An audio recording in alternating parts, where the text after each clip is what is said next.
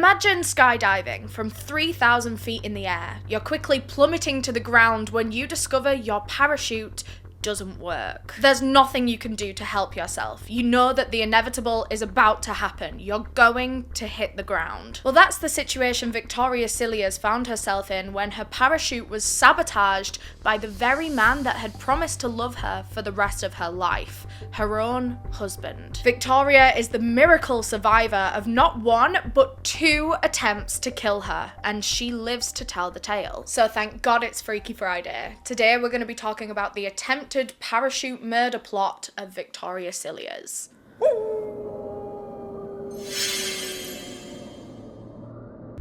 Before we get into this episode of Freaky Friday, I just want to thank our sponsor for making this video possible, Magellan TV. Over the Christmas and New Year break, I spent a ridiculous amount of time cuddled up in my bed just watching movies and documentaries. I bet a lot of you did too, don't lie. And of course, you guys know that my favourite documentary streaming service is Magellan TV, so I come to you with a new recommendation from there. One that me and my family watched over Christmas was called Holloway, Women Behind Bars. And I got so excited when I saw this one on the homepage because Holloway's in London. This is my stomping ground. Well, not the prison. The documentary is all about Holloway Prison, which is one of the most infamous prisons in the whole of this country. And this documentary is presented by literally my favourite criminologist ever. His name is David Wilson, and I don't know what it is about him. He's just very endearing. He feels like my true crime dad. Whenever he's presenting anything, best believe I'm watching it. So of course this documentary goes into all of the infamous prisoners that they've had in Holloway, like Myra Hindley, just loads of different murderers actually over the years. Sharon Carr, we've covered her on this channel. But one thing I never knew about Holloway, which is really interesting, it actually housed a lot of suffragettes way back in the day, you know, when they were breaking loads of laws to promote their cause. When these women were getting arrested at protests and whatever, they were being thrown in Holloway. Emmeline Pankhurst herself was in Holloway prison. There's just a lot of history with that building, both murderous and otherwise, and it was just really interesting. And of course David Wilson presented it, so I lapped it up. So I really recommend that one, but Magellan TV posts between 15 and 20 hours of content every single week, so there's always something new to watch. And of course there's a special offer for you guys, the EleanorNeale viewers. When you click the link down below in the description of this video, special offer will be offered to you, specially. Thanks again to Magellan TV for sponsoring an episode of Freaky Friday. Just before we get into the story, I want to warn you that we are going to be covering some sensitive topics today, including emotional abuse and miscarriage, so viewer discretion is advised. And while we make every effort to fact check our sources and make sure all of our information is correct, no action should be taken in reliance upon the information in this video. All opinions stated in this video are mine and mine alone. And with all that being said, let's get into the story of the poor woman whose husband would not stop trying and failing to kill her. In 2015, Victoria Cilliers was a 39-year-old mother of 2, and she wasn't just a regular mom. She was a cool mom. She was a professional skydiving instructor, which has to be one of the coolest jobs you could have, right? Well, to be fair, I don't think it was like her main job, but it was definitely a part of it. She was doing skydiving every week. She'd done over 2,500 skydives over the years. She was an adrenaline junkie through and through. Very adventurous, very active, very just up for anything. Her main job was as a physiotherapist in the British Army. She ended up rising through the ranks and she became a captain. And it was actually through this job where Victoria would meet her future husband, Emile Cilliers. Emile started going to Victoria for physiotherapy after he had a really bad skiing accident, and immediately the two of them had a spark. They had a lot in common. They were both in the army, they were both very outdoorsy, very adventurous, they were both adrenaline junkies. He was just like her. In fact, their first date was completing an aerial assault course together.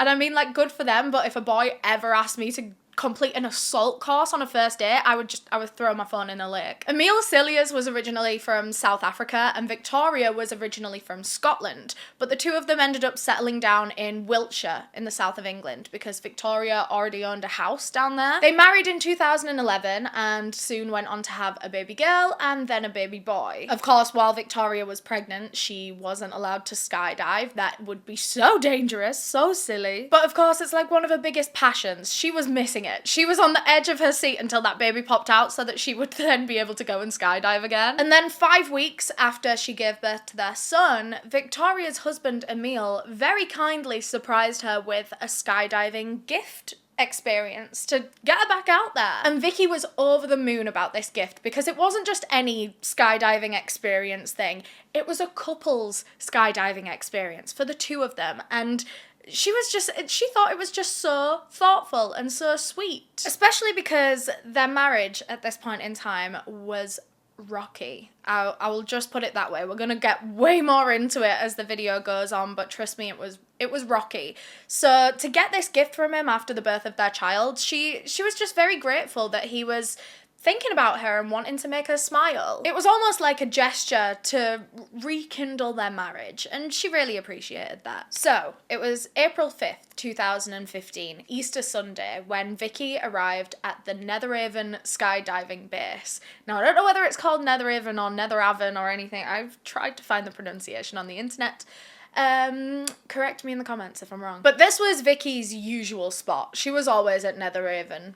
That was where she did her instructing. Like, all her friends were also there. She, like, I don't know, she knew that place like the back of her hand. She was so used to diving there. But for some reason, on this particular day, on Easter Sunday, something didn't feel right. She had this, like, background feeling of just general unease and anxiety, but she just kind of put it down to the fact that this was her first jump in a long time, and it was just like, you know, back to school nerves, you know what I mean? So she just tried to push through it. She thought she was being silly. After all, she was so well trained that if anything was to go wrong, she was perfectly qualified to fix it, you know? She knew how to deal with almost every single problem that could possibly arise, from ground to helicopter to ground again. And remember, she's a skydiving instructor as well, so she's not just trained to look after herself in the sky, she's also trained to be able to chase down out of control, inexperienced skydivers and help them fix their problems mid-air as they're plummeting to the earth. So if she can do that for someone else, she could do it for herself. Basically, what I'm trying to say is that she was in safe hands. In her own very safe hands. So, as she'd done over 2,000 times before, Vicky boarded the helicopter and took to the skies for her 3,000-foot jump back to Earth. Back to Earth makes it sound like she was in the stratosphere, but, you know, 3,000 feet, that is a long way to jump. So she jumps out of the helicopter, and everything is great during the free fall. She was exhilarated. This was the adrenaline kick that she had been waiting for over 9 months. But when she pulled the toggle to deploy her parachute, something didn't feel quite right. Like, it did go up, but it didn't feel right. And when you're that experienced and you've done that many jumps, you can just feel by the way that something happens that it's not right. She quickly assessed the situation and she realized that the lines on her parachute were all twisted. And she'd experienced similar events like this before. It's relatively easy to untwist them if you need to. So she starts trying to untie them, but they were a mess. Like, they were so tangled. It was going to take a lot of fiddling to get them undone. And, you know, since she was plummeting to the ground at 60 miles per hour, she realized it probably wasn't worth wasting any more precious time trying to undo this. Luckily, of course, skydivers always have like a backup parachute on them for use in cases like this, where the original parachute might work, but it's rendered unusable. So then they can cut that one away, and once that one's off, your emergency one will deploy. It took her a few seconds to cut away the original parachute, and then she prepared herself for the jolt of the other one kicking into action. But that jolt never came. Victoria just continued free falling to the ground, and very quickly she realised that it was only a matter of seconds before the inevitable happened. She was going to hit the ground. She was totally powerless to save herself, both parachutes having malfunctioned. She was now hurtling to earth at full force, and she couldn't do a single thing. Just wait. And because she'd completely cut the original parachute away from herself, I mean, it had gone up, but it was just very tangled. It was very messy. But at least it was up before. Now she'd completely cut that from herself, so there was nothing to, like, slow her down, break her fall a little bit. In fact, now that she'd cut the parachute off, she started like spinning uncontrollably. She said that she couldn't see anything. She had no concept of where she was or how far off the ground she was. But despite how dire this situation seemed, Vicky says that in that moment, she didn't even think about dying at all. To be fair, she said that in her head it wasn't even an option. She knew that she had 2 kids at home that she needed to return to, and she wasn't going to die from this. And then, after a minute or two of frantic panic, blustering winds, rushed falling, everything went black.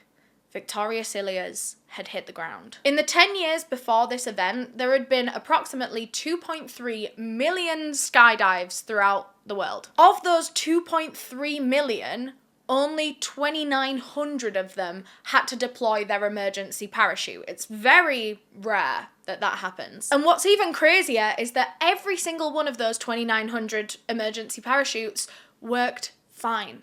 Victoria Cilliers is the only person in the world, as far as I'm aware, that had 2 parachutes malfunction on her in one jump to the point where she didn't have any. Vicky's situation is literally 1 in 2.3 million. She'd done her first ever skydive at the age of 16 and she just fell in love with it. She'd been in love with the sport ever since, and in 2015, the thing she loved the most almost killed her. And by that, I don't mean skydiving. I mean her loving husband, Neale Cilliers, who had so kindly booked her that skydiving experience. He had tried to kill her with it. There had been subtle warning signs since the very beginning of their relationship that things might not end well between Vicky and Neale. He'd been very intense with her right from the get-go. He'd rushed their relationship, rushed into commitments. His life very quickly became consumed with Vicky when he met her. He would cancel other plans just to stay at home and hang with her, which in retrospect is a bit unhealthy, to cut off other parts of your life just to focus in on your partner. That's not a healthy way to live. But at the time, Vicky just saw it as very romantic, that all Neale wanted to do was be with her, and it's very easy to fall for love bombing when you're a hopeless romantic. You want to believe the best in people. You don't want to think that they have malicious intentions. But Vicky really, really liked Neale, and he obviously seemed to really, really like her too. They bonded super quickly, got to know each other inside and out, and Vicky learned that Neale had actually been married before, and he had 2 children to his ex-wife. His ex-wife was named Carly, and he said that that whole relationship was very rushed, similar to his relationship with Vicky, I guess. But he said they made the hasty decision to get married when his wife at the time, Carly, fell unexpectedly pregnant with his baby, and he didn't want to have a child out of wedlock, so they just decided to get married. It was kind of like they trapped themselves in this life, in this relationship that they weren't 100% sure that they wanted. Neale told Vicky that he didn't actually love Carly. He didn't want to marry her, he didn't want to be with her for the rest of his life, but he felt like he had to for the sake of that child. As the years went by, they ended up having a second child together, because I guess, why not? When you're already married, once you've decided that that's your life together, might as well have another one. But Vicky noticed that as Neale was telling these stories about Carly, he was horrible about her. He spoke about her with such disrespect. He would call her names, he would call her lots of unfavourable things. He would say that she was lazy and messy and everything. He was just really slagging off his ex to his new girl, which I always say is a huge red flag if someone talks badly about their ex. It can show a multitude of things: bitterness, disrespect. It's also a predictor of how they might talk about you once your relationship with them is over. And it's almost like Neale was trying to humiliate his ex-wife to his new girlfriend. And Vicky believed everything that he said about Carly because, well, why would she not? I mean, this is her husband and she thinks the world of him. I don't know, you do just kind of believe the stories that your partner tells you. As Vicky and Neale's relationship progressed, he decided it was probably about time that she should meet his kids. Now, before that happened, Carly wanted to meet Vicky Because obviously it is quite a big thing to let your children hang around a new stepmom figure. I think she just wanted to meet with Vicky and just, I don't know, get to know each other before they introduce the kids. So Vicky and Carly meet up, I think just for a coffee, just to kind of chat and get to know each other. And then towards the end of this meeting, Carly drops a bombshell. She turned to Vicky and she said, "I assume you know about the other children." Sorry? Other children? Clearly Vicky did not know about any other children. What other children? Well, Carly explained to Vicky that before she'd even gotten with Neale, he'd had an ex-girlfriend over in South Africa that he had 2 children with. She said that this ex-girlfriend and those 2 children have since moved to the UK, so now Neale has 2 baby mamas and 4 kids living in the UK, and he'd only chosen to tell Vicky about half of those. Victoria was floored. She was confused, she was angry, she was humiliated that she just had to find this out through her husband's, well, are they married yet? I think they might have been married. Through her husband's ex-wife. Like, I can't imagine the mixture of feelings she must have been feeling in that moment. So she stormed straight home and went and confronted Neale. She said to him, "I don't know if I can stay in a relationship where you're not being honest." And he started begging for forgiveness. He was crying, he was apologizing, saying that he had always meant to tell her, but he just couldn't find the right words or the right time, and he was scared it would push her away. He didn't know how he was going to tell her, and he was sorry that she found out this way. He explained that the reason this had never come up in conversation with her was because he wasn't actually in contact with that ex-girlfriend or those 2 children anymore out of her choice. Basically, the mother of those children didn't want Neale in their lives, and she didn't have a line of contact with him either. So he hadn't heard from that girl or those kids in years, supposedly. Which, again, another red flag. If your partner has children to a previous partner and that previous partner doesn't want those children to see your current partner, what does that tell you about your current partner? Like, I know there's some circumstances where fathers are prevented from seeing their children unfairly, but I don't know. It's something to think about, you know? This conversation concluded with Vicky taking Neale back. She empathized with him, she understood why it was so hard to tell her, and she decided that they could move forward from this. Because after all, she did love this man. They had 2 children together, they were married, they had a house, they built a life together. Even though their marriage was rocky, she was still very determined to make things work with him. And even though Victoria Cilliers had been showing these red flags from very early on, Victoria had no idea how truly evil he could be until it was too late. Neale had grown up rather wealthy in South Africa. I believe his father owned a contracting company, so they were quite well off. He always had everything he ever wanted or needed, everything he ever asked for, whether that was toys or gadgets or money or even a job. As he got older, his father gave him a job at the contracting company. He just always had things handed to him. He was never told no. He was always allowed what he wanted, and that turned him into a spoiled brat, and he continued to be that way into adulthood. And at the age of 17, Neale decided that he wanted a romantic relationship, and he set his sights on a 13-year-old girl. Now, I know they're both under the age of 18, but if I'm not mistaken, I'm pretty sure the age of consent in South Africa is 16. So this relationship is definitely not appropriate, a 17-year-old and a 13-year-old. And it was a sexual relationship as well, like pretty much right off the bat. The 2 of them dated on and off for the next 10 years, and it was actually this woman, or this 13-year-old girl, when he met her, that would go on to mother 2 children to him. This was the ex-girlfriend and the kids that supposedly didn't want any contact with him. Her name was Nicoline, and on the topic of their first childbirth, she said, "I was a 16-year-old girl. I just had a C-section, and 10 days later, we were sexually active again because it was what he wanted." Looking back on that now, I know how disgusting and dangerous that is. Whether he didn't get it or didn't care, I don't know. That's what he wanted, so that's what he got. And just 6 months after Neale had rushed Nicoline into a sexual relationship once again, she fell pregnant. Again, 6 months later, after the last one, this girl is only 16. And it was while she was pregnant with his second child that Emile left Nicoline all on her own with the other child as a teenager.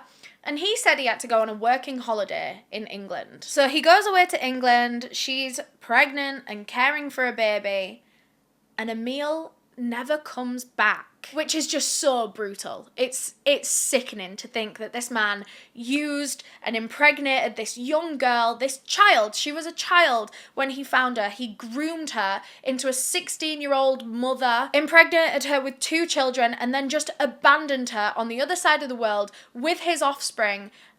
Essentially like, good luck, now look after them both for the rest of their lives. He completely fucked up that girl's life. He came into her life and within a few years completely fucked it up and changed it forever. And I hope she was alright with this whole situation. I hope that she was happy in the end. But this is one thing you'll notice about Emile Cilliers, is that he will royally fuck something up in like one part of his life and he'll just try and like abandon it and move on to the next thing and try and like kind of build afresh. Now I'm sure you're wondering why Emile never came back to South Africa. To be fair, I'm sure a lot of you have actually guessed why he never came back.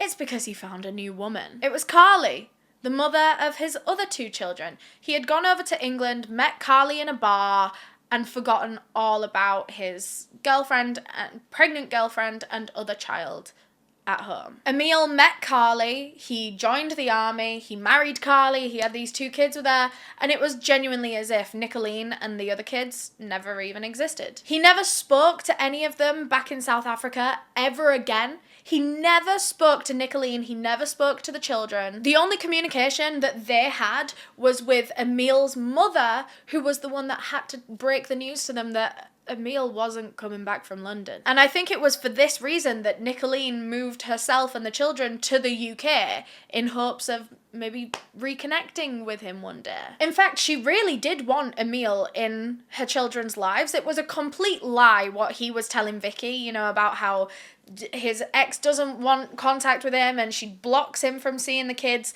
In fact, she was actively trying to get him to see the kids. Nicoline messaged Emile on social media when her daughter turned 6 years old, and at this point she was kind of understanding the fact that she doesn't have a daddy and the other girls at school do have daddies and they talk about their daddies and where's her daddy and who is her daddy? I mean, you know what kids are like, they have a lot of questions, and her mother was really struggling to answer them at this point, and she just really wanted her daughter to be able to meet her father. So Nicoline managed to get in contact with Emile and she arranged a meetup between him and her daughter. Well, she was going to be there as well, but between all of them, they were all going to meet up. She said when he turned up, it was all about how he only married Carly because his visa was running out and how he was in the middle of divorcing her. And then we started reminiscing about old times. So he's immediately got there and forgotten all about his new wife for his old wife. He's lying to Nicoline completely, saying that he's divorcing Carly. He never had plans to divorce Carly. And then he just started to sweet talk Nicoline and he acted like he'd missed her and like this was what he'd been missing all his life, is them 2 together. He could leave Carly and be with her. And before they knew it, they were back together. So now Emile is still with Carly. He is still married to Carly and he has no plans on leaving. And he is now also in a relationship with Nicoline. And they would meet up often and he would meet the kids and he would go to her house. This was the family life that she had wanted from him this whole time. And she was over the moon. Things were going really, really well. He was back in their lives. He had met the children. But of course, it wasn't going to last for long, was it? On one particular day, Nicoline was in her own house and Emile had left his phone on the side and it started ringing. So she went over to it and she picked it up and she says, "Hello, it's Nicoline." And the woman on the phone said, "Oh, this is Carly." And in that moment, they both very quickly realised that they were both being simultaneously played by Emile Cilliers. He was still actively in both relationships. Both of these women thought they were dating this same man. Well, one of them was married to him. So the women decided on this phone call that they were going to meet up at Carly's to talk everything through and to confront him together. Now, I don't actually know how Emile took this confrontation probably not well, we can imagine. But after that point, both women broke up with him, and he was, I think, trying to get back with both of them, but especially Nicolene. He would not leave Nicolene alone. He was bombarding her with letters and phone calls, and she did absolutely everything that she could to avoid Emile. She changed her phone number, she deleted her social media accounts, made new ones. But even still, years on, he would stalk her family. Like, when she got a new man, he would stalk that man on social media and like look at all their pictures and like their pictures and things. And I mean, I'm getting a bit ahead of myself right now. Let's go back to the timeline, because at this point, Vicky is sat in a coffee shop with Carly, finding all of this out from Carly. That was all Carly's experience of everything that she'd gone through with Emile and Nicolene and all of that kind of conflict. And now she was feeding this back to Vicky, saying, look, this is the man that you're with. This is what I've been through. This is what Nicolene's been through. He ruins women and he will do it to you too. And this comes on top of all the other issues that they were having in their marriage at this point in time. They were arguing all the time, specifically about their finances. That was a huge sensitive topic in the Cilliers household, because both of them were decent earners, especially Victoria. She did well for herself. I mean, she bought her own house, she had savings, but Emile was not good at managing money. He was a spender and he was a lender. Vicky had known that Emile was bad at managing money since the very beginning, but it was about a year into their marriage that they started receiving letters about different bills that needed to be paid, fees, late fees, you know, just debt letters. Shit that people don't want to get. Emile was starting to get a lot of them. And so he's panicking. He doesn't have the money to pay them. And so he goes to Victoria and he says, look, I'm in all of this debt. Do you think you can help me? And she was wonderful with him. She helped him as much as she possibly could out of this debt time and time again. And I just feel really bad for her, because he was never trying to get out of debt. He was just trying to get rid of those letters so then he could just go and spend money on other things. So he went to Vicky and he says, look, I'm in all this debt, and she agrees to pay him, but she asks how the hell he had managed to get himself into such severe debt. And he actually blamed it on his ex-wife, Carly. He said that when they had those two kids, she stopped working so that she could look after them both at home, and so it was just his paycheck paying for the whole family, and it didn't make ends meet, so they had to take out a bunch of loans and stuff and borrow money while they were raising those children, and now Emile was stuck having to pay it all off. I think the first time he asked to borrow money from Victoria, I think it was about $2,000, and it was for a late fee, and of course you got to bear in mind, they're married. If my husband came up to me and he was like, shit, I really need to borrow any amount of money that I have, then I'd be like, okay, darling, okay, my love. Because you would just kind of assume that with it being the person that you've built your life with, you're going to see that money back at some point. They're going to try to, you know, pay you back or pay the joint account back or something. You would just assume the best of your husband, because there's a reason that you married your husband. You know, you trust them. After about a year and a bit of marriage, Victoria fell pregnant. The two of them were elated, but sadly a month or two later she miscarried the baby. It was very sudden, it was very traumatic. She was heartbroken, of course. And on that day, they had a big day planned when this all happened. They were supposed to travel to London. Emile had a cricket game that he was going to play with his team, and then they were going to have a bit of a date night in London afterwards and stay in a hotel overnight. But understandably now, Vicky didn't feel like doing any of that. I mean, miscarriage can be incredibly traumatic on a number of different levels. There's the emotional pain, the physical pain of what's happening to your body, the blood, the cramps. I'm sorry to get graphic. I mean, I've never miscarried myself, and I'm very thankful for that, but I have heard so many women's stories, and it sounds like one of the worst things that your body could go through and that your mind could go through, especially if you were really excited to have that child and you'd been planning for it. You would think that in that situation, your husband would be there for you. You would hope, wouldn't you? But not Emile Cilliers.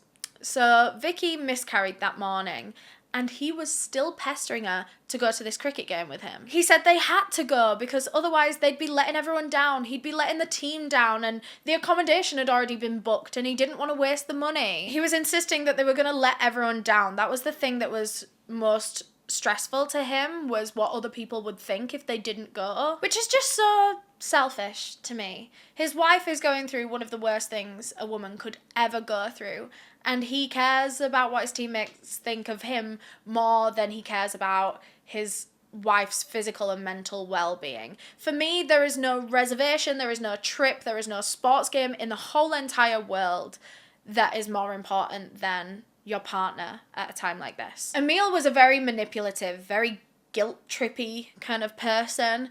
So, of course, he managed to convince Vicky to come to the cricket anyway. But when they got there, it was even worse than Vicky could have imagined. It turned out that the accommodation that Emile was so worried about losing the money on, it wasn't even a hotel room. It wasn't even a private room. It was just one big communal room for the whole cricket team and their plus ones, and it had a bunch of sleeping bags on the floor.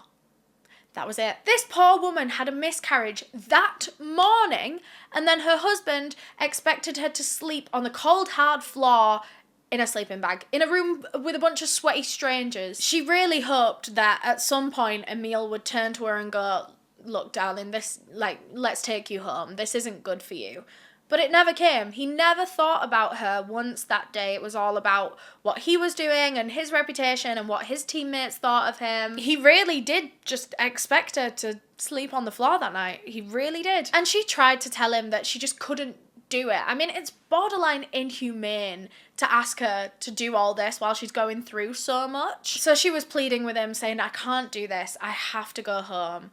And all Emile did was hand her the car keys. She had to drive home alone for 2 hours in pain because he wanted to stay in London on a night out with his teammates. It shocks me how much of a monster this man is, and how he can be so unaffected by something that affects him too. I mean, it was his baby too. Yes, his physical body is not miscarrying it, but that was his child that they were planning to have. They were excited to have.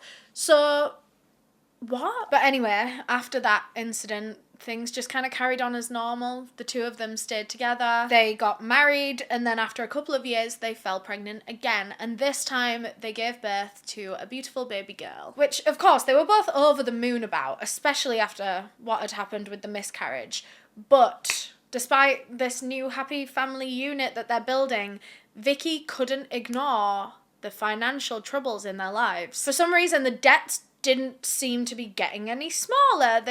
In fact, they were getting worse. And Emile had a million excuses for it, whether it was his work paid him late, something went wrong at the bank, they've closed his account, or they've done that, I don't know. He just always had an answer for everything. And now, because the two of them had a joint account ever since they got married and had their baby, they made a joint bank account, and this made it easier for Emile to then use Vicky's money to get out of debt or spend it on what I genuinely do not know what he was spending so much money on. But because he had access to Victoria's money straight out of the bank account now, he was using that too. A few years later, Vicky fell pregnant with their second child, and at this point she was really worried about the financial situation. They were only just scraping by with one child, and then they were going to have another one to pay for. They were both working full-time jobs, and it still wasn't enough, and they had to pay for childcare, of course. The babysitter they used was a 16-year-old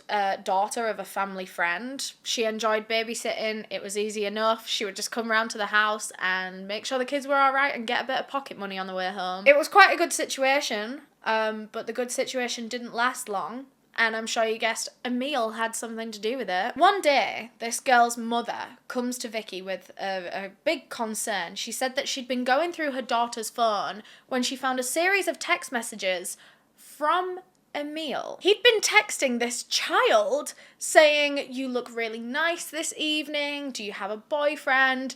Nothing too horrific, but certainly there is a tone with these text messages. They're over the line for a grown adult man to be sending a 16-year-old girl. And I mean, that is all gross enough in itself. You're a 40-something-year-old man that is clearly attracted to a child. But it's even worse when you remember that his wife was pregnant at the time. Like, he's actually going to hell. Like, I don't know what to tell you. This man is going to hell. So Vicky confronted her husband about him texting this literal child, and he vehemently denied it. He insisted that his phone must have been hacked, or like his Apple ID was hacked. Someone managed to clone his number or something. So stupid. The text came from your phone number. They were from you. He was basically saying, I don't know how they've done it, but someone has managed to, you know, frame me, stitch me up in this kind of way. He just swore that he didn't send those texts. Of course, Vicky didn't believe him. I mean, who would? Who is gonna go out of their way to clone this random 40-year-old man's phone just to text a 16-year-old girl? Like, unless someone actually had it out for you and was trying to ruin your life, which no one was for Victoria Cilliers, then like, why the hell would anyone want to do that with their spare time? Pretend to be Victoria Cilliers texting a child. But Emile was trying everything to convince Vicky that he hadn't done it. Even going as far as to like almost blame her for this. Saying like, well, why don't you believe me? I'm your husband. You know me. Like, why would you believe the text? I don't know. Why would you believe the physical evidence? I'm your husband. Vicky and Emile's relationship had been just one long, never-ending cycle of abuse. Every time she had an issue or tried to stand up for herself or just tried to say or do anything, he would lie and manipulate and gaslight his way out of it until Vicky backed down every single time she found herself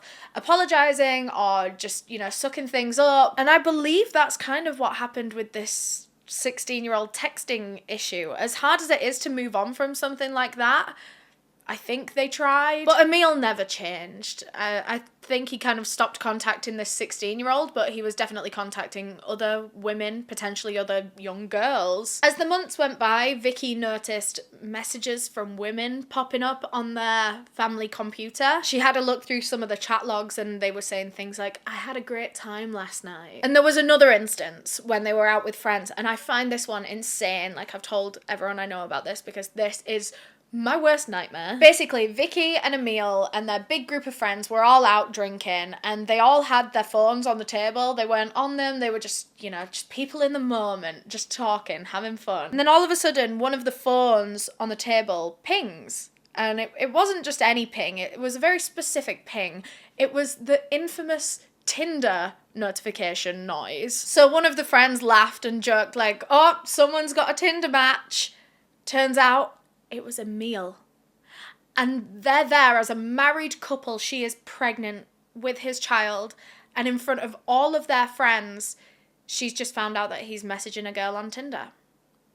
I can't, oh my God. That just makes me sick to my stomach. Like, every single component of that just, oh my God, it's so upsetting. And the fact that it happened in front of all their friends. How do you continue on with your night after a bombshell like that, after hearing your husband get a Tinder notification on his phone? Well, as it goes, I think the whole situation was just shrugged off rather quickly, as it often was. Emile was very good at talking and laughing his way out of things, especially in front of a group, and then when it was him and Vicky on his own, he was very good at manipulating his way out of things. It was always the case, no matter what shit he got himself into in life, he was able to talk his way out of it. But after this incident, things never went back to normal or even close to normal. Actually, after the Tinder notification thing, everything went sour. And not on Vicky's end, on Emile's. He was suddenly bored of Vicky. He was very disinterested, he was very distant, not very cuddly or communicative with her.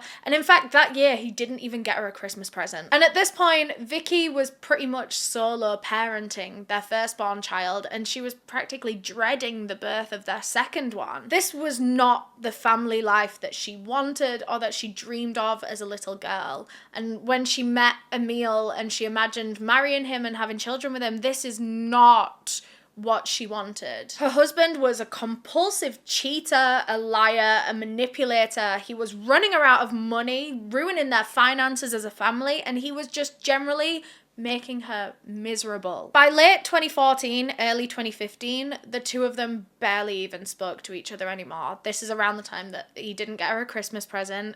Their baby was just a few weeks away from being born, and they couldn't even have conversations in the house. They couldn't even just make small talk with each other because they actually despised each other. It even got to the point where they were sitting in the living room watching TV one day in silence, and Vicky gets a notification on her phone, and when she checks it, it's an email from Emil. He was sat just a few feet away from her, but he didn't even want to communicate with her out loud, like face to face, so he had written her an email from his phone and sent it across. So when Vicky saw this, she wasn't going to be ridiculous and respond over email. She turned to him and she was like, this is so stupid. You're sitting in the same room as me and you can't even talk to your own wife. You need to email me. In this email, he even mentioned like why he wasn't talking to her in person. He said, talking to you over email is a lot easier because you get too emotional when I talk to you face to face. And oh my God, that quote alone had me like balling my fists with rage. This woman is heavily pregnant, lonely, being cheated on, being mentally abused by her husband, and he has the nerve to call her too emotional. It's always the most pathetic, useless men that have some shit like this to say, isn't it? It's even more pathetic that he couldn't even dare to say it out loud to her. He wrote it down and sent it to her phone. So when Vicky responds to this email verbally, in person, an argument breaks out, and it's quite a bad one. And it gets to the point where Emil says to her that he would stick around for the first few months of their new baby's life, but after that, he would need to rethink their relationship, their marriage, their whole family, which is just such an evil thing to say to a pregnant woman who is about to have your child, that like, okay, I'll stay with you for a bit, but not for long. Just that uncertainty. It's like a threat, isn't it? Like, if you don't do kind of what I want and what I am expecting of you, then I will leave you and these two babies on your own. By this point, Vicky had quite a bit of evidence against Emil when it came to his infidelities and talking to other women. She'd seen a load of messages on the family computer. She knew that he had profiles on different dating websites, different fetish websites. He'd actually been searching on their family computer for like local sex clubs and fetish clubs, and he'd left the searches on the fucking computer, idiot. But the one thing that really caught her off guard was that Emil had booked dancing lessons for 2 on Valentine's Day that year. And it weren't for her. He'd never invited her on a dancing lesson, so who the hell had he gone dancing with on Valentine's Day that year? It was one thing for Vicky to see these like dating profiles and Google searches for fetish clubs and stuff, but it was a whole other thing seeing this confirmation, this proof that your husband was actively dating and seeing another woman on Valentine's Day of all days. Around February, March of 2015, Vicky gave birth to their son, their second child, and at this point, she knew the marriage was over. She had so many reasons to leave that man. He was abusive, he was cheating, he was just horrible. But bear in mind, she had just given birth to a newborn and she had a toddler. She just had way too much on her plate to even think about trying to save up money to move out of their family home and to divorce him. Like, she just had other things to worry about. And then, one fateful day, Emil walks into the room and he has a really big smile on his face. He tells Vicky that he had a surprise for her, and he seems really excited about it. He had booked for the two of them to go on a skydiving experience together, which, of course, she loved skydiving. She'd missed it a lot while she'd been pregnant. After she'd had her first kid, she really tried to get back out there as quickly as she could. So Emil tried to make out like this was some loving gesture, a nice gift for his wife. And it really caught her off guard, of course. After basically ignoring her for the last few months and making her life hell, it seemed that Emile wanted to do something nice for her. It was a good sign that he was, thinking about her and wanted to do something that would make her happy. And the fact that it was a couple's skydiving thing, Vicky had a lot of hope that they might actually be able to rekindle this relationship if they tried hard enough. If they booked date days like this to spend time together one-on-one, then maybe they could fix this family. But there was a problem with this skydiving couples trip thingy. Emile could not find anyone to babysit for their 2 children on the day that he had booked it for. And Vicky started getting a bit disappointed. I mean, she had the feeling that this was all too good to be true and that something was gonna happen. He wasn't gonna actually do something nice for her. She assumed that if they couldn't find childcare, then the skydive would just be called off and the gift would, the gift would be called off. But Emile actually told her to just go ahead anyway. He would look after the kids. He wanted her to have that skydive. He knew how much it meant to her, how much she enjoyed it. He even offered that he would bring the kids to the skydiving place. What's it called? It's the airfield. Netherhaven airfield. Don't make me say that word again. So that was the plan, and honestly, Vicky was very grateful that he was like trying to make this work for her. Usually he was a complete dickhead. So even though he wasn't, coming on the skydive as planned, he was actually trying to do something nice for her. And she was going to take it. She wasn't going to look a gift horse in the mouth. So, on Saturday, April 4th, 2015, all 4 of them set off to Netherhaven Airfield. On this particular day, the weather was atrocious. It was raining, it was windy, it was borderline storm, which is not ideal for a skydive. In fact, that's probably very dangerous for a skydive. So when they first got there, they had to just hang around for a while the instructors were assessing the situation and if it was actually safe to go up, if the weather was going to calm down. And as they were just stood around waiting, Victoria Cilliers was actually being a good husband for once. Can you believe it? He offered to go and grab Vicky a parachute from the kit store. He also offered to take their daughter to the toilet when she was complaining, saying that she needed the toilet so that Vicky could just stay and chill and relax. And she was like, okay. Yeah, cool, keep offering me things. It was like he was a different man. It was like things were fixed. He was a good husband that was caring about his wife again, buying her a skydiving experience, grabbing her a bag, taking care of the kids for her. This was really promising, really hopeful. Eventually, after about an hour of the instructors trying to survey the situation, they realized that it wasn't realistic for them to be able to skydive that day. So they told the whole group that they could come back the very next day on Easter Sunday to do the jumps if the weather was any better. Vicky was a little bit disappointed. I mean, she understood there's nothing you can do about the weather, but she was a little bit deflated, and she headed to go take her parachute kit back to the kit store, and Emile was like, why don't you just put it in your locker overnight? I mean, you're going to be back tomorrow morning. It wasn't going to be there for long, and she'd know where it was. She'd be able to just go straight in, grab the kit, and go. And you know what? Vicky was like, that's a good idea. It had been a long day for them, and they just kind of wanted to get home and get out of the bad weather.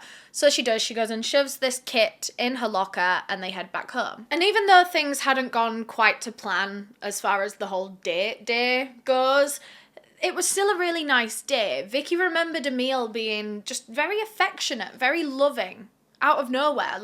It was like he was the old Emile again. He was charming, he was kind, he was caring, thoughtful, attentive, a good father, a good husband.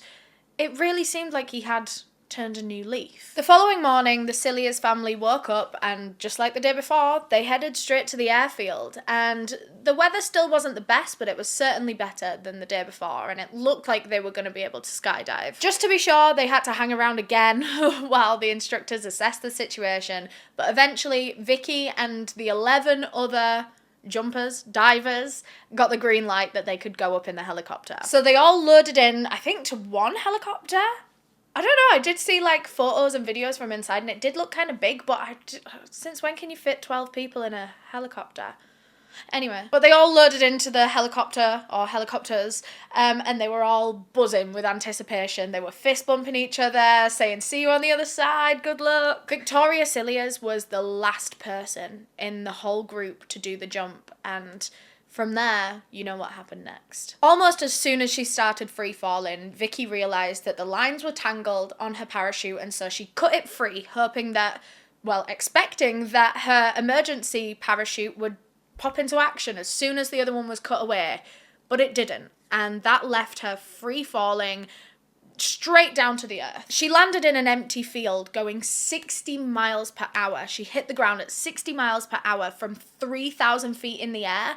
That kind of impact has very little chance of survival. In fact, the first people to the scene, once they realised that Victoria's parachute hadn't worked and people were going to find her in this field, the first people there actually brought a body bag because they thought that they were going to find Vicky splattered to death on the ground and that they were going to have to remove her dead body from this field. Everyone that worked there, all of the skydiving instructors were so sure that no one could survive that kind of fall. But when they got there, Vicky was breathing. She had a pulse. She was so incredibly lucky to have survived this. And I think it was a combination of a number of factors. First of all, she was a very petite, small, light lady. So just the general weight of her body wouldn't have made her go as fast as if she was like 20, 30 pounds heavier. And by some sort of miracle, this exact field that she had landed in just so happened to have been freshly ploughed that day. So there was this bed of like soft, dead grass, like a really thick pile of it. And I guess, not that that's going to cushion your blow a lot, but all these different factors combined, she was a light woman landing on a slightly cushiony surface. I don't know, she was just really effing lucky. She had survived one of the worst freak accidents probably ever. But as you can imagine, she was in very critical condition. She was airlifted to the nearest hospital that had a major trauma unit where she could be treated, and the whole way there she was in and out of consciousness. Eventually, she woke up in a hospital bed, and her husband, Neale, was sitting right next to her. And the first thing he says to her when she opens her eyes was, "Finally, you're awake." And apparently, he had zero emotion in that. I mean, we already knew that he was a horrible person, but could you imagine being Victoria? You've woken up from your near-death experience, and the first person to see you doesn't seem excited or relieved or grateful that you're alive. It's just, finally, you're awake. And one of the saddest parts of this whole story to me is that Victoria lay there with like a million broken bones in her body, and she said to Neale, "I'm so sorry, I didn't mean to cause all of this hassle." Vicky was so used to everything always being her fault, according to Neale. She had to apologise for everything. Everything was always her problem, to the point where now she is laying in hospital apologising for the inconvenience that her injuries, that her near-death experience has brought her husband. And when she said that to him, as she laid there in the hospital and said, "I'm sorry for all of this hassle," he told her that it was fine. Which is essentially agreeing with her that she has caused hassle for you. So now that she was awake, this miracle patient, Vicky Cilliers, was finally learning from the doctors and the hospital staff what the extent of her injuries were. And it was insane. I've genuinely never heard of someone having so many broken bones before. Her pelvis was completely shattered. All of her ribs on one side were broken. Her bladder was damaged. Her right lung had collapsed and I think filled up. There were just a lot of things. Of course, among many other injuries to her skin and everything. Vicky was going to have several surgeries and a hell of a lot of recovery time. Like months just in bed. But she didn't care about any of that. She didn't care about what happened to her. All she cared about was being able to see her kids again. She didn't care that she was going to have to be in the hospital for ages or that she was going to be bedbound for ages. She was just overjoyed that she had survived that ordeal and she was going to get to cuddle her children again. After 3 weeks in the intensive care ward, Vicky was finally discharged and she was allowed to go back home to her kids. But it wasn't going to be that simple. The hospital that she'd been treated at this whole time was about an hour away from where they lived. Obviously, she needed like this major trauma unit and their local hospital didn't have one. So she'd been quite far away from her family for some time. And when it came time for her to go home, Emile said that he couldn't find the time to come and pick her up. He just didn't have time. So she just had to stay there. She just waited for him. And she waited and she waited. For 3 days, she waited for Emile. She had been discharged from hospital. She was allowed to go home. She was allowed to see her loved ones. But she couldn't. And I don't think there's much of an excuse for this either. I mean, when I first read it, I was thinking, okay, well, Emile does have the 2 kids and maybe they had school and he's got work. But send her a taxi. Or send like another member of family to go and pick her up, or take your kids to go and stay with another member of family while you go and pick her up. If he wanted to, he would, but he didn't. And Vicky, after almost dying and spending the last few weeks in agony, had to then wait another 3 more days because her husband wouldn't put in the effort to come and pick her up. When she eventually did make it home, she had to wear like a full back brace at all times, and it's no surprise that Emile was not helpful with the kids or the housework or anything. Really, what did we expect from him? Exactly that, actually. And then one day, as she was recovering at home, Vicky received a visit from the BPA, the British Parachute Association. They wanted to let her know that they had started an investigation into her accident. Well, they weren't calling it an accident anymore. That's exactly why the investigation had to happen, because they weren't entirely sure that this was accidental. By now, they had figured out that there were actually whole entire pieces missing from Vicky's parachute that she had used that day, and it didn't look like they'd like fallen off or been torn off. It seemed like someone had purposefully removed these parts from the kit. And parachuting kits like this are checked over by so many people before they actually go out into use. Because could you imagine if there was like some sort of factory error, or like a stitch wasn't in properly or something like that? These things are quality checked to the high heavens. People open these kits and check them, check that everything's there, check that everything's working over and over again before they're actually used.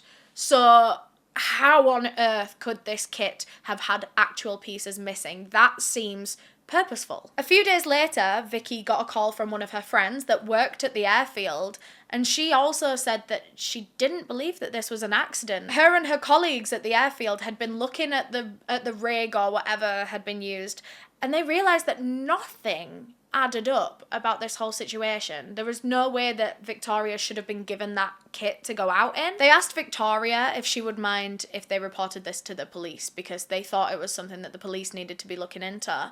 And so she let them. 23 days after the fateful skydive, it was just a normal Tuesday morning. Vicky was at home recovering in her full brace, bless her. She was just on bed rest pretty much, and Emile got up that morning, he went to work, everything was normal. Later on that evening, it gets to around the time that Emile would be finishing his shift and coming home, when there was a knock at the door. And Vicky thought that was a bit weird that her husband was knocking on his own door, but whatever, she went and opened it. But there were 2 police officers, not her husband, 2 police officers, saying that they had actually arrested her husband, Victoria Cilliers, on suspicion of attempted murder. It was him. It was her own husband that had attempted to murder her. The father of her children, the man that she lived with and married, the man that she dedicated her life to for years, it was him that had tampered with that parachute and tried to kill her. And he tried to get away with it as well. He tried to make it look like some freak accident that could have happened to anyone. No, it couldn't, because every single kit comes checked. This kind of thing would only happen to someone if they had an abusive husband that was removing parts from their kit trying to kill them. Apparently, when he was arrested at work, which is a whole thing in itself. He was fuming at the police for arresting him at work, because remember, he was in the army and he had a bunch of subordinates and they arrested him in front of them, and he was so embarrassed. I mean, we'll get onto this later, I'm really skipping ahead in the script, but when he was arrested, police said that he was pretty emotionless. He didn't try to fight or deny anything. He just kind of went with them, which I think is very interesting. It's almost as if he's kind of given up. I mean, if you were still going to try and play innocent, surely you would, like, I don't know, defend yourself a bit to the police and be like, what do you mean attempted murder? I would never attempt to murder my wife. But he didn't. And I think that in itself, like, when someone gives up like that immediately, like when they're first being arrested, I think, maybe you did it. When they first took him to the police station, they interrogated him for 6 hours right off the bat, and he was quite cooperative, you know. He was admitting to a lot of stuff rather freely. He confessed to the police that he was having an affair with a woman named Stephanie. In fact, he gave loads of information about Stephanie, but I'm gonna kind of like keep her out of this video as much as I can. But Stephanie was another skydiving instructor, weirdly enough, and he'd met her while he was away on an army skiing trip. He'd actually met her on Tinder. I presume that was who the Tinder notification was from. Throughout this interrogation, Emile let so many things slip, like the fact that he was in a lot of debt and that he was borrowing money off of other people to try to repay it, and the fact that one of those people was his wife that he had just tried to kill. I mean, it gives a motive, doesn't it? That they're having money issues and that he wants her money to be able to pay off his debt. Another thing that he let slip, and this is really interesting, he said that on the Saturday when they went to the airfield for the first time and she couldn't jump, he said that he'd been to the bathroom and he was there for like a little while. And I mean, Vicky remembered him taking a while in the bathroom. This was when he'd taken their daughter, and so she just kind of assumed that he was, I don't know, you know what toddlers can be like. Maybe she was being fussy and she wasn't easy to like redress or whatever. She just didn't think much of it. But it seems that the reason they had actually taken so long in the bathroom was because that was when Emile was tampering with the parachute kit. The police really believed that Victoria Cilliers was narcissistic or some sort of psychopath. And it goes back to what I was saying about how he was really embarrassed that the police arrested him in front of his subordinates. It's because he only ever really cares about his reputation and what people think of him and how high in the social hierarchy he is and shit like that. It's like when he was gonna miss that cricket match and he was really pissed off at Vicky for having a literal miscarriage because it would affect his reputation if he didn't show up at this cricket match. I think the fact that what his subordinates think of him is at the forefront of his mind when he is being charged for literal attempted murder. I just think that says a lot. Like, surely that's the last thing you need to be worrying about reputation-wise at this point when everyone knows that you tried to kill your wife. When investigators searched Emile's mobile phone, they found a wealth of information, particularly about his affair with Stephanie. It seemed that this affair had been going on for less than 6 months, but in that time, they had done a fucking lot. They had exchanged 32,000 messages, and the police had pretty much all of them. In these texts, he was saying to Stephanie that yes, he was with Vicky and Vicky was pregnant, but he was saying that he didn't think the baby was his and that he was going to try and leave her like as soon as she had it and he could prove that the baby wasn't his. And then when the baby was born, when they had their son, he lied to Stephanie again, saying that he had got a DNA test for this child and he found out that it wasn't his kid. Are you fucking serious right now? This man is so, that just makes me sick to my stomach. How can you want to cheat on your wife and your family so bad that you're gonna make up all this shit about your son not even being yours? Like, how can you even look in the mirror? How can you go to sleep at night? Like, imagine being that child and growing up and finding out that your father had said things like that about you when you were a newborn, that he was like essentially trying to disown you. But just to make it even worse, can you believe this does actually get even worse? Detectives found through Emile's text messages that he was also actively sleeping with another woman on top of the other two, and this wasn't just any other woman, it was Carly, his ex-wife. This man is absolutely exhausting. He has a wife, an ex-wife, and a girlfriend all on the go at once. And on top of that, he still had a bunch of dating profiles. Who knows what he was up to on those on a day-to-day basis? Who knows if there were other women that he was casually meeting up with or that he had met up with in the past but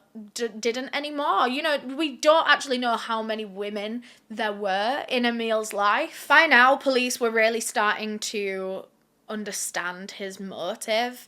it seemed that he just didn't want to be with Vicky anymore. He wanted to be with, well, it's not really clear who he wanted to be with. I just think he wanted to be single, or he should have been single and just kept things casual with women. But anyway, whatever the case, he just didn't want to be in that marriage anymore. And so when he thought about how he was going to get out of it, he came up with the idea to kill her, potentially to get her life insurance money at the same time. It'd be like a two birds, one stone situation. Not only does he get rid of the wife that he doesn't want, but he also gets a big chunk payout to be able to pay off his debts. That was perfect. Police went and searched his army barrack bedroom thing. I don't really understand this situation. He had like an army bedroom away from home.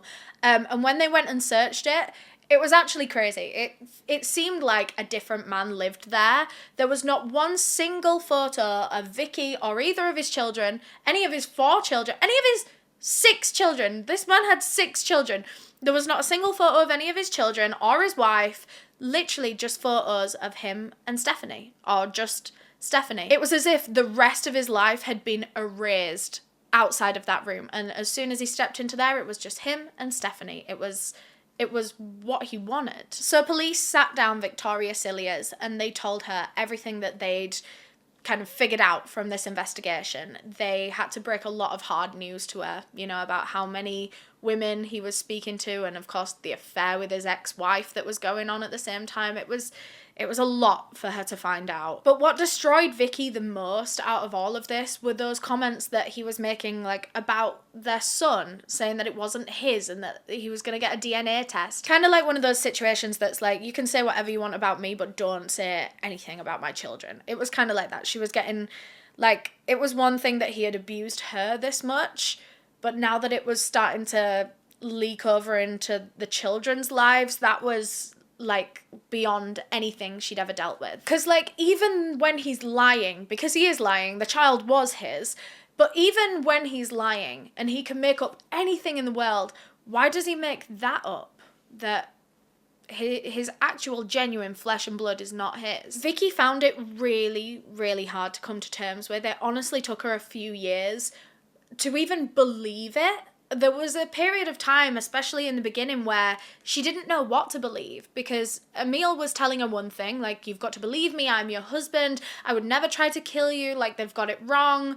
But everyone else, the police, investigators, even her friends, were saying, look at all of this evidence, look at everything they have pieced together. But she just never imagined it. No matter how badly you argue with your partner, there is not one part of you that thinks they could turn around and kill you one day over one of these arguments. That never crosses your mind. But eventually, when Vicky could see this situation clearly, things started to add up, and she realised that this probably wasn't the first time Emile had tried to get rid of her like this. Just 1 week before that fated parachute jump, the Cilliers family had a gas leak in their home, which is dangerous, of course, but it's common enough that you wouldn't really suspect anything. That morning, it was just Vicky and the kids in the house. Emile had slept over at his barrack the night before. He had to be in work early the next morning, so he thought it would be easier to go and stay over. So it all adds up, keep this in mind. So anyway, Vicky wakes up the next morning, she's starting to get the kids ready, and she realises that there's a really strong gas smell in the house, and she gets worried. So she goes to check the gas valve, and everything looks fine. She didn't really know that much about this thing, but what she did notice was that there was a little bit of like dried blood in there. Super weird, but whatever. She ended up just texting Emile being like, have you messed with the gas valve or something? It smells like gas in the house. I'm scared that there's a gas leak. And he said, no, absolutely not. I haven't been in the little gas valve section. He was like, no, I haven't messed with anything. Like, something else must have happened. And he asked her if the stove was working, and Vicky texted him back saying, I'm not about to try and find out. I'd blow the house up. If you have a gas leak and you like set a flame, it'll blow the fucking house up. She thought that he must have like blanked on that for a second and just suggested something stupid without thinking it through. And she like jokingly texted him saying, what, are you trying to kill me? And Emile did not take that joke lightly. He got really, really defensive with her, and he was like, why would you even say something like that? Why would you even joke about that? And she was quite taken aback, because usually they could have a bit of banter in their relationship, or at least in the early days they could. And she couldn't understand why he was so offended at this joke that she'd made. And now it makes sense. Maybe because he genuinely was trying to kill her. Anyway, Vicky called a gas man to come out and fix the gas leak. He said that one of the bolts was loose on the valve, and he tightened it and everything was fine. Everything was fixed. And it all just seems very suspicious, doesn't it? The problem was a loose bolt, which I feel like anyone could fucking make happen. You know, all you need is a little wrench, or you just go and loosen it a little bit. And let's think about this all, shall we? Emile had made sure that he was out of the house the night before. He probably did it the night before and let the house fill with gas overnight. He went and slept in his barrack because he didn't want to be there. And one thing that really makes me believe that he was trying to kill her was that the kids were in the house too. And I hate to think about this, but I genuinely think he was trying to kill all three of them all at once. Wipe out his whole family, or his whole old family, in one night, so that he could move on with his next one. Since that's what he'd done all his life. He would find a woman, make her a wife, have children with her, and then just get rid of the whole thing and move on to the next. And he'd done this in some awful ways. I mean, he completely abandoned Nicolene and their two kids. Well, their one child and the one that she was pregnant with at the time. He just completely abandoned them and never spoke to them again. I really think he was trying to kill the children as well that day. I mean, had the gas leak worked and she did turn on the stove when he asked, the kids probably would be dead, and so would Vicky. And I mean, it's clear that he doesn't really care for his children all that much based on how he speaks to them, speaks about them to his new girlfriend Stephanie, saying that like, oh, they're not even his and everything. Oh my God, it makes me feel sick to my stomach that this man could have a whole family at home and be out there acting like that to the rest of the world, yet his children, his wife, have no idea what he's really like. And I think these kind of things are just devastating, especially when it comes to the children. I mean, it's one thing to fall out of love with your wife and to dislike each other and fight and whatever, but children are innocent. Children only know love. And you were gonna kill them. For what as well? Because you're too much of a coward to break up with your wife and to move on with your life in a normal way?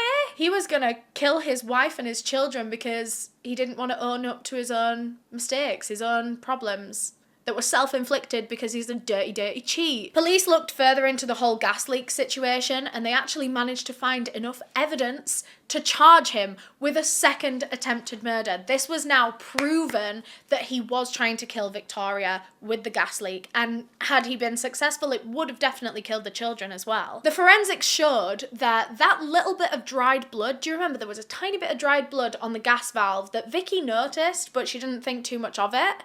That was Emile's.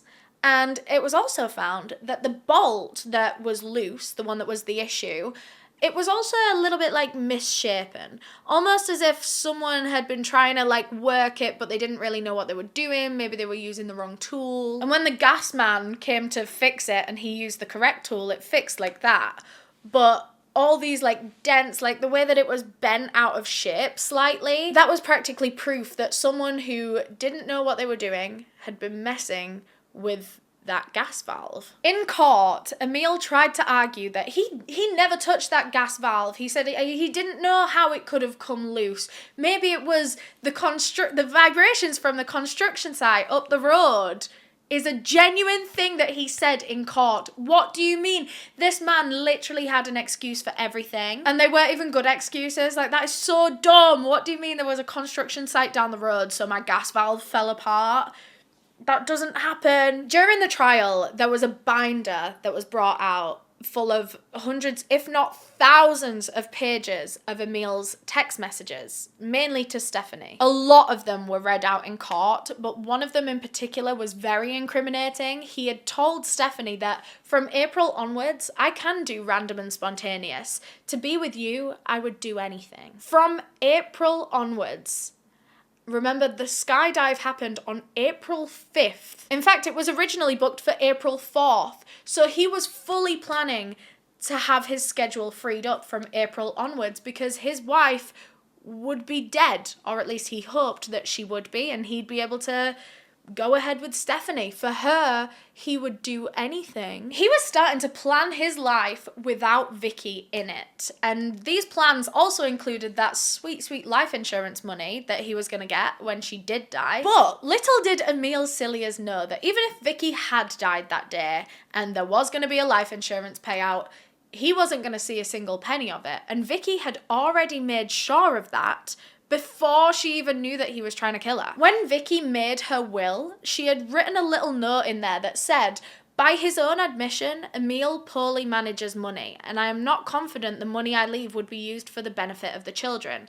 I do hope, Emile, that you understand my reasoning. So it had been written in her will for quite some time, I don't know how long, that Emile wasn't going to get the money anyway because she didn't trust him with it. The money was going to be saved until it could be given to her children. And of course, Emile is completely unaware of the existence of this note in the will. As he's tampering with parachutes and breaking a gas valve and shit, he has no idea that it's all for nothing, actually. At the end of the trial, Eleanor Cilliers was found guilty on 2 counts of attempted murder and a 3rd count of recklessly endangering his own children's lives. And for all of that, he was sentenced to a minimum of 18 years in prison. Even when he was put behind bars, Emile continued to stay in touch with Vicky, and I think this was actually around the time where she was really struggling to believe it. There was a part of her that wanted to cut him off completely and just get him out of her life and move on.